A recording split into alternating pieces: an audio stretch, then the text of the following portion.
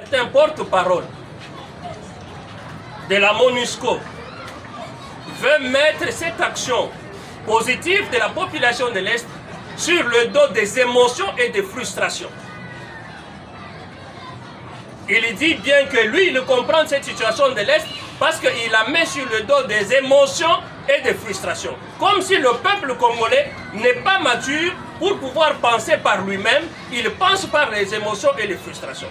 J'espère que le ministre de la Communication, qui est le porte-parole du pays, qui est le porte-parole du gouvernement, devra lui répondre que si le peuple congolais a réagi, c'est parce qu'elle-même, la MONUSCO, a déclaré que le M23 n'est pas une rébellion, mais plutôt est tellement équipée plus qu'un pays et qu'elle-même, la MONUSCO, n'est pas capable de combattre le M23. Mais parce que vous n'êtes pas capable de les combattre, parce que vous le comparez à un pays, pourquoi est-ce que vous allez rester dans notre pays en train d'observer?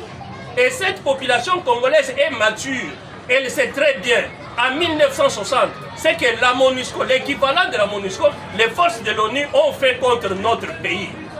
La mort de Lumumba a été concoctée aussi par la force des Nations Unies contre notre pays. Le plan de balkanisation qu'aujourd'hui la MONUSCO est en train d'aider à mettre en place, ce plan-là ne date pas d'aujourd'hui, c'est un plan qui a été concocté par les puissances qui dominent le Conseil de sécurité des Nations Unies. Et la population congolaise a tellement compris cette réalité qu'elle s'attaque à la MONUSCO qui représente le Conseil de sécurité des Nations Unies, d'où vient le plan de balkanisation de notre pays.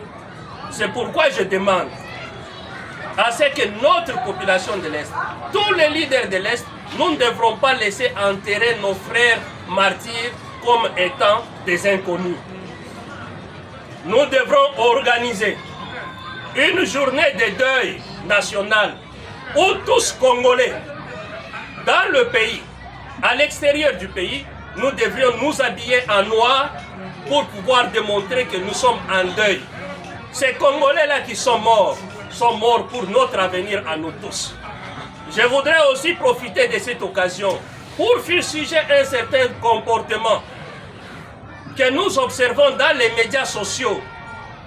Les étrangers, les Africains, ceux qui sont au-delà de l'Afrique, voire même les chefs de l'État africain qui condamnent le Congolais, qui accusent le Congolais d'être inconscient, de continuer à s'amuser pendant que le pays est en train de partir. Ils nous accusent même de pleurnicher devant le petit pays du Rwanda. Non, nous les Congolais, nous ne sommes pas des inconscients. Nous sommes des hommes conscients. Et nous faisons une lutte vaillamment, nous luttons vaillamment contre la balkanisation du pays, qui est le départ de la division de l'Afrique. Donc le combat que nous menons depuis 1994 dans notre pays n'est pas que le combat pour la République démocratique du Congo, mais il est le combat pour l'indépendance de l'Afrique. Comme Lumumba l'avait laissé, comme Kwame Nkrumah l'avait laissé, comme Cheikh Anta Diop l'avait prédit. Parce que nous ne nous battons pas contre le Rwanda. Nous nous battons contre cette nation-là qui a instrumentalisé le Rwanda. Le Rwanda n'a pas la force de nous mener la guerre pendant plus de 22 ans. C'est faux. Et nous savons que la puissance qui conduit les Nations Unies, le Conseil de sécurité des Nations Unies, c'est cette puissance-là qui nous attaque. Et nous les Congolais, les vaillants peuples congolais, nous avons résisté contre eux. Regardez ce qu'ils ont fait à travers le monde. Ils ont divisé l'URSS. Aujourd'hui, ils s'attaquent à la Russie. Ils ont divisé la Yougoslavie. Ils ont réussi à diviser la Yougoslavie. Ils ont réussi à diviser le Soudan. Mais aujourd'hui, ils ont réussi à diviser l'Éthiopie. Aujourd'hui, ça fait 22 ans qu'ils sont attaqués à la République démocratique du Congo pour pouvoir la diviser. Mais jusqu'aujourd'hui, la République démocratique du Congo tient, et elle tient non pas seulement au nom de la République démocratique du Congo, mais aussi au nom de l'unité africaine.